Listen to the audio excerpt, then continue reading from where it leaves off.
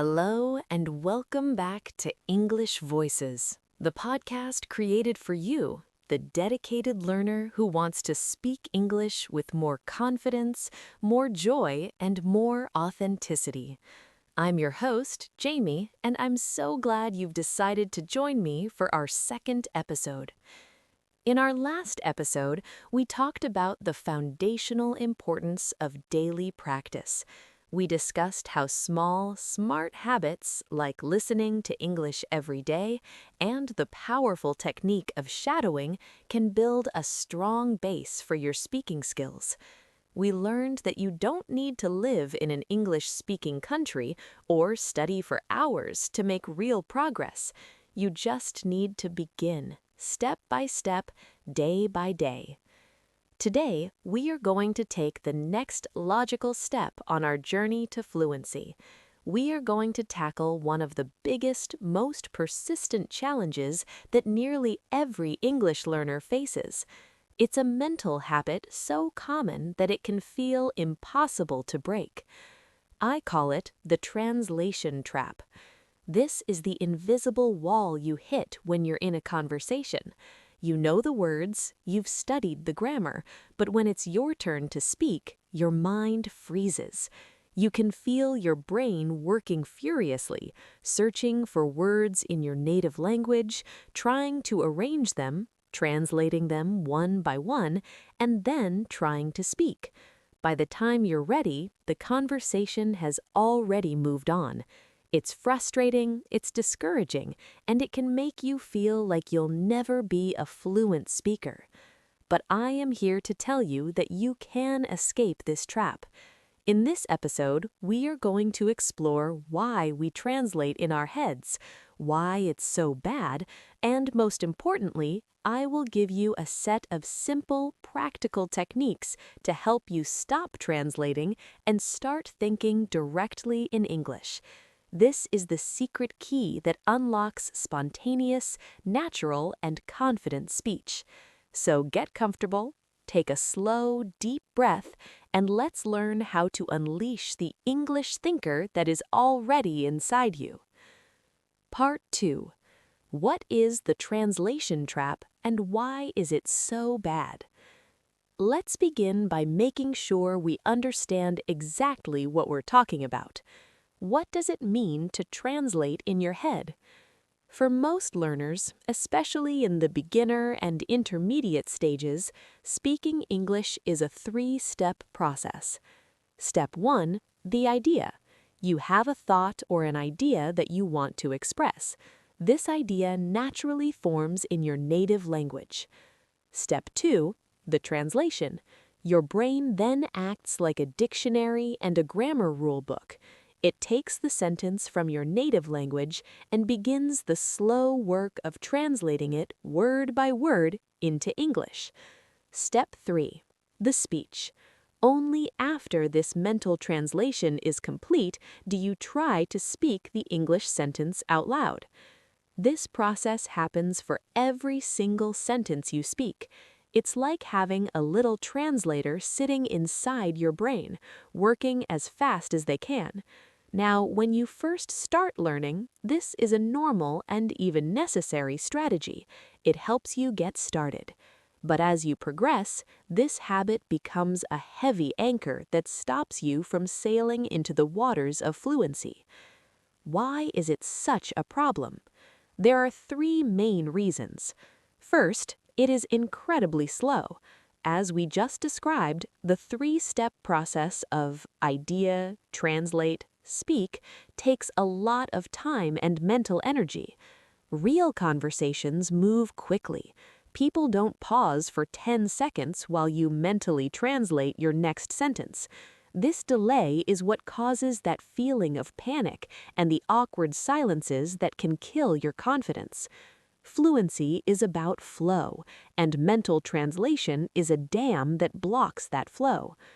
Second, it leads to unnatural and incorrect sentences.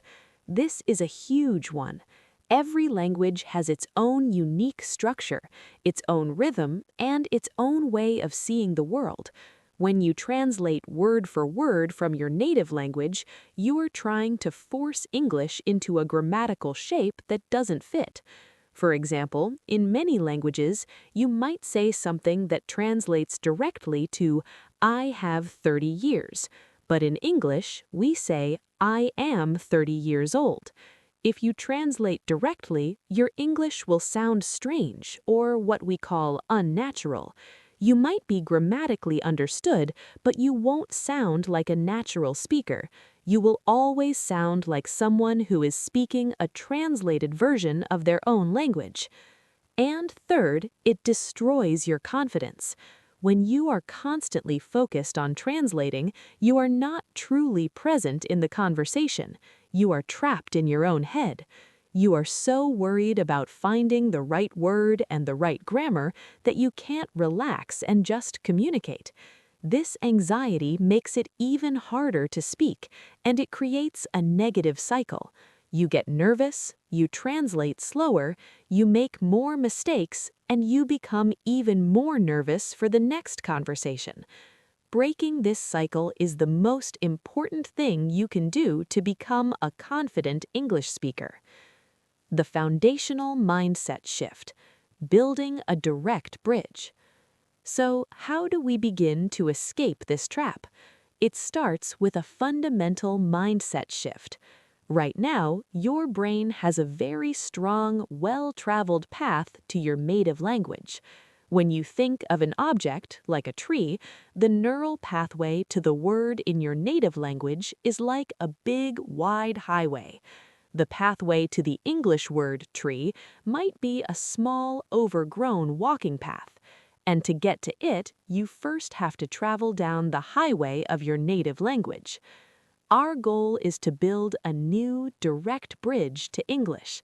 We want to create a mental connection that goes straight from the idea of the tree to the English word tree, completely bypassing your native language. The most common fear I hear from students is, "But Jamie, I don't know enough English words to think in English." And my answer is always the same. You don't need to. You don't need to know every word. You just need to start with the words you do know. Thinking in English is not an all-or-nothing switch that you flip one day. It is a habit that you build one thought at a time, starting from the very, very beginning. It's about being patient and kind to yourself. You have spent your entire life thinking in your native language. It will take time and gentle, consistent practice to build a new mental home in English. The key is to start small. So small, in fact, that it feels almost silly. But these small, silly exercises are the seeds from which the mighty tree of fluency will grow. Are you ready to plant those seeds? Let's get into the practical techniques. Practical techniques to think in English. Here are several simple but powerful exercises you can start doing today. I want you to listen carefully and choose just one or two that feel achievable for you. Technique number 1, the inner monologue. Start with single words. This is the easiest and most effective way to begin. It's about silently narrating the world around you, but we will start at the most basic level possible, labeling. As you go about your day, simply look at objects around you and think the English word for them in your head. When you wake up, look at your bed and think bed. Look at the window and think window. Look at the lamp and think lamp. That's it. Don't translate it. Just connect the object directly to the English word. Do this in every room of your house. In the kitchen, spoon, fork, plate, water, coffee. In the bathroom, towel, mirror, soap, toothbrush. When you go outside, car, tree, sky, road, house, dog. This exercise is so simple, but it is incredibly powerful.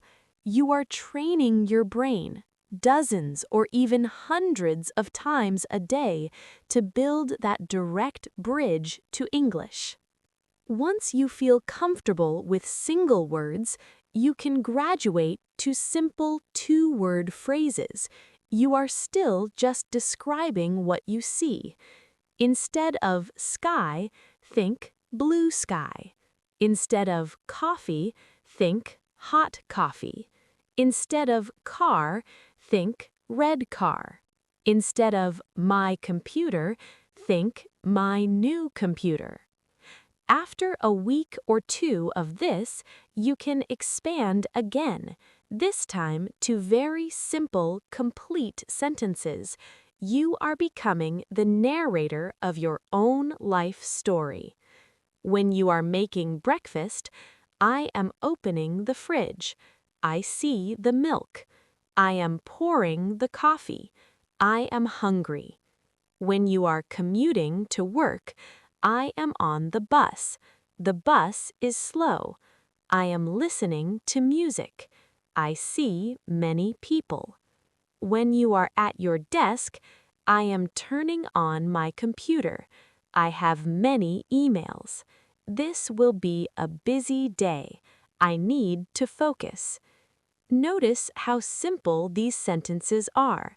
We are using I am, I see, I have. We are using basic vocabulary. The goal is not to be creative or poetic. The goal is to build the habit of forming simple English sentences in your mind without translating them first. Technique number 2, the internal question and answer game. This next technique makes the process more active and conversational, even though it's all happening inside your head. Throughout the day, ask yourself simple questions in English and then answer them in English. Start with the most basic questions. What is this? As you point to an object in your mind. Answer, this is a book. What color is it? Answer, it is blue. What am I doing right now? Answer, I am listening to a podcast. As you get more comfortable, you can ask more complex questions about your opinions, feelings, and plans. How do I feel today? Answer, I feel a little tired, but I am also happy. What should I do after this? Answer, I should go to the store. I need to buy some bread and milk. What did I do yesterday? Answer, yesterday I went to work. After work, I met a friend for dinner. This simple game does two things. First, it gets you used to forming questions, which is a critical part of conversation. Second, it forces you to actively think and retrieve vocabulary in English to form an answer. It's a mini conversation with the most patient speaking partner you will ever have, yourself. Part 5. Immersing your mind for deeper fluency. The first two techniques are about building the foundation. The next set of techniques are about creating a rich, immersive environment for your mind, which will accelerate the process of thinking in English. Technique number 3. Use an English-to-English learner's dictionary. This is a game changer. When you are reading or listening and you find a new word, what is the first thing you do? Most people immediately open a translation app or a bilingual dictionary. From now on, I want you to try something different. I want you to use an English-to-English learner's dictionary. There are many excellent free ones online, like the Oxford Learner's Dictionary, the Cambridge Dictionary, or Merriam-Webster's Learner's Dictionary. When you look up a new word, the definition is given in simple, easy-to-understand English. For example, if you look up the word exhausted, you might find a definition like very tired. Why is this so powerful? Because it forces you to stay inside the English language. Instead of creating a simple link between one English word and one word in your native language, you are building a rich web of connections between many English words. You learn that exhausted is related to tired. This is how native speakers understand language, through a network of context and meaning, not through translation. It may feel a little more difficult at first, but it is one of the most effective ways to build a true English brain. Write a no translation daily journal. In our last episode, I recommended writing a short daily journal.